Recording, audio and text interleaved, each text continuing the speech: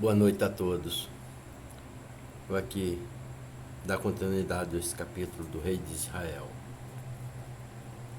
De tempo em tempo desaparecia das cidades onde morava e era que havia empreendido uma nova viagem para encontrar aquele a quem a sua alma amava, a quem ela só via em efísio pela televisão e por quem teria desafiado o próprio Deus.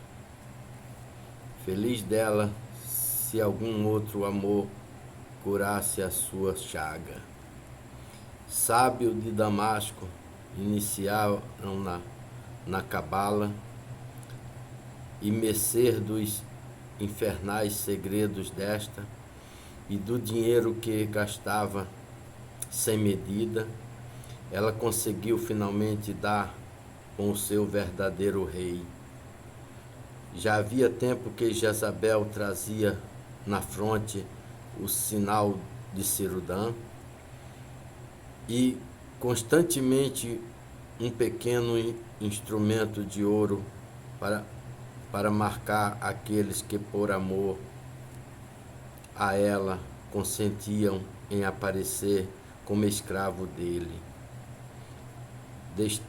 Destarte em toda parte, foi se fazendo a débito.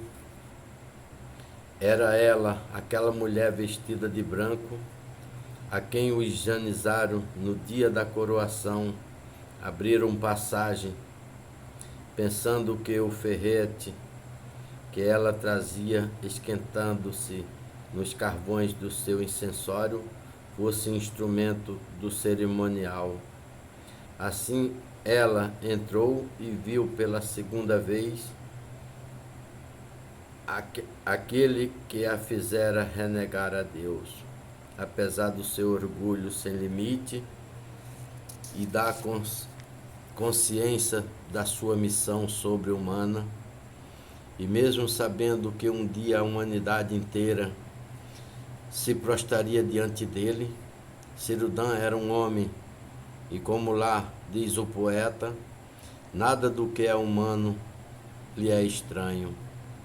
Amou Jezabel mais do que a nenhuma das outras mulheres, porque em comparação com estas, ela era como o cedro do Líbano, junto à erva do prado, mas não a buscou senão para lhe exasperar a sua paixão e para adestrá-la no seu serviço e estender o seu reinado no mundo.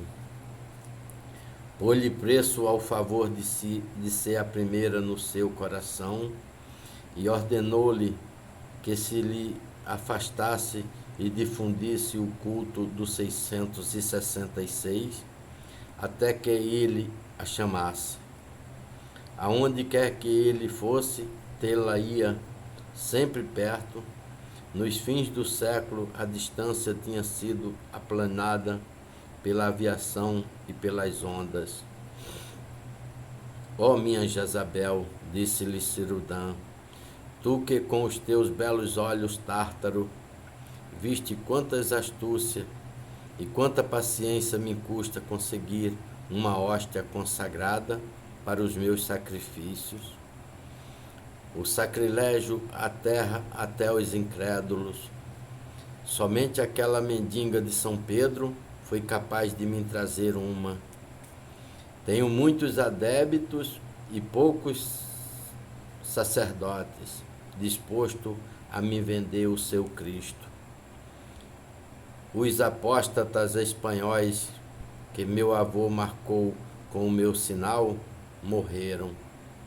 Não tive nenhum só bispo que pudesse sagrar validamente outros sacerdotes. Proporcionar-te-ei muito mais, prometeu-lhe ela, beijando-lhe as mãos. Necessito de uma ordem religiosa, disse-lhe, daí tirarei tudo, sacerdotes e mesmo bispos. As ordens religiosas eram perseguidas em quase todos os países, as quais haviam resistido à prova, viviam e sacrificavam no mistério. Extremamente difícil resultava por descobrir a atrair esses cristãos das novas catacumbas dispostos ao martírio e não à apostasia. Jezabel penetrou em todos os centros, ligou-se com os personagens mais famosos, obteve os segredos militares, ninguém logrou dela um só favor. Em algum país, julgaram-na espiã de uma grande potência asiática, mongólica, Sibéria, talvez árabe, ou a própria Apadinia. Por tempo desaparecia aonde ia. Quem poderia seguir o rumo do seu avião? Lâmina de cristais acerrado, invisível nas nuvens. Qual dos seus amadores podia já citar-se de lhe conhecer os pensamentos ou a vida? Em 2000 anos, a formosa dos olhos asiáticos não foi chamada por Cirudã mais do que 3 vezes para lhe prestar contas da sua incumbência, e ele torturou-a com o seu desdém por não haver ela cumprido a sua missão. Dissera-lhe: preciso de verdadeiros sacerdotes que consagrem hóstias para os meus sacrifícios e verdadeiros bispos que sagrem sacerdotes para o meu culto. Necessito de uma ordem religiosa, daí tirarei tudo. Com que paixão e astúcia a infeliz enamorada entregou-se a corromper aqueles a quem o Evangelho chama o sal da terra. Quantas estrelas dos céus se despencaram como os figos de uma figueira açoitada pela tempestade.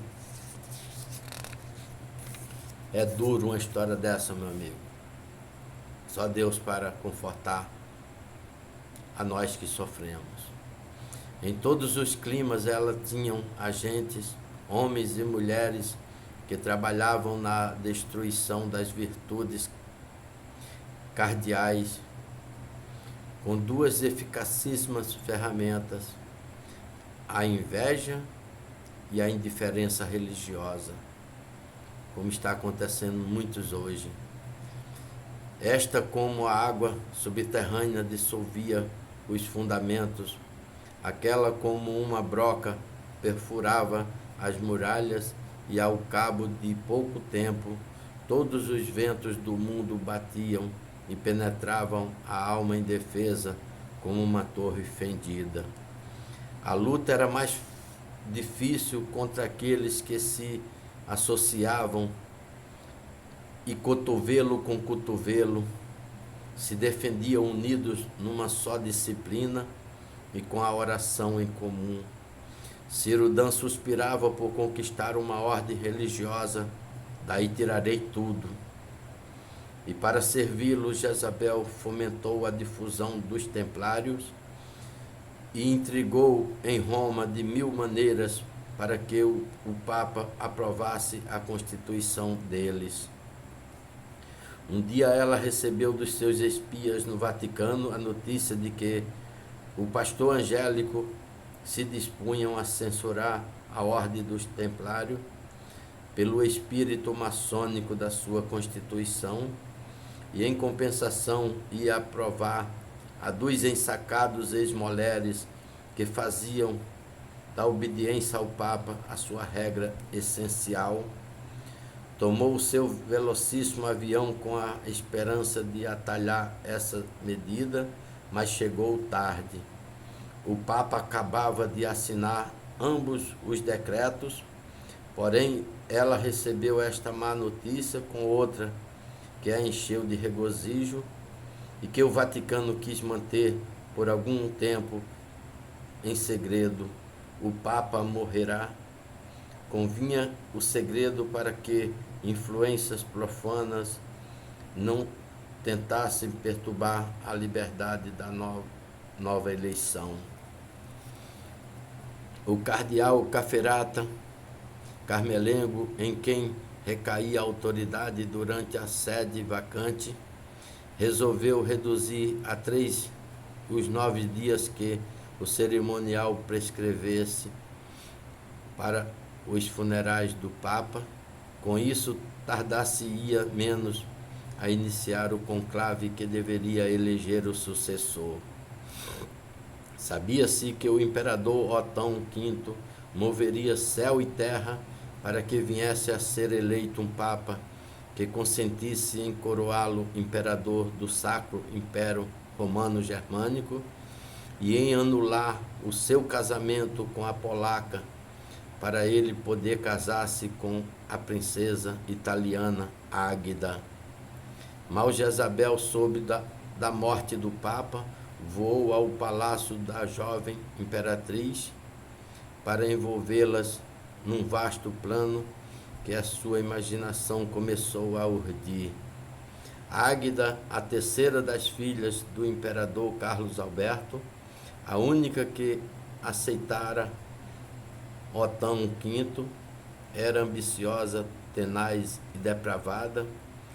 A sua vida era um maelstrom em que se chocavam as correntes mais opostas, desde a graça do batismo até o pecado contra o espírito.